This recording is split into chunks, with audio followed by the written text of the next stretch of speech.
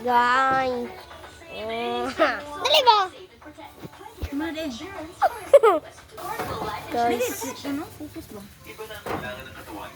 Dili dapit luyo, tuyo.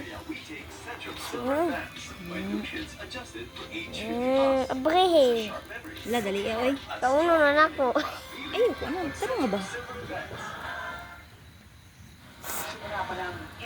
Dami kina karon.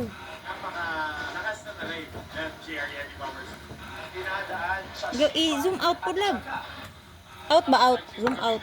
Ana, grab si ka dikit pa. Mani. Wala, grabe ka lamay. Dami kayo. Okay kayo. Dami kayo.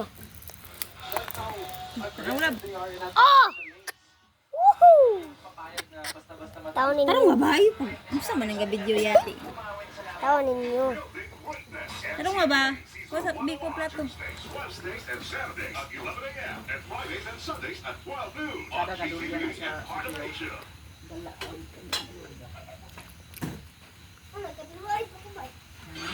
Makayo ay pa ko. Wala ka orange.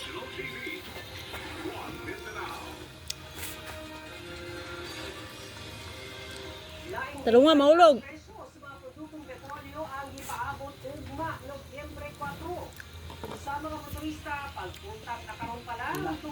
Dito. Hoy rin. Ay, sige, sige, ikaw.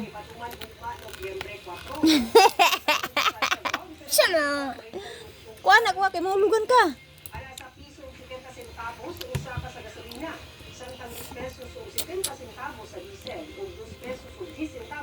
Mara.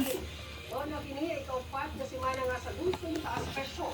Hinapatuman kini sa mga kumpanya sa lana matag alas 6 sa buntag adlaw Martes. Wato sa Department of Taro nga, kay maulog. Industry Management Bureau nga Kalami.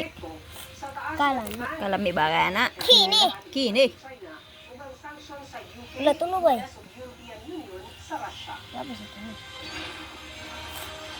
Kini, kalami. Kita sa mga nabawan niyo ang paghandong sa mga may panaw nga mahal nga sa kinabuhi pinaagi sa pagbisita sa mga lugnanan sa mga semeteryo.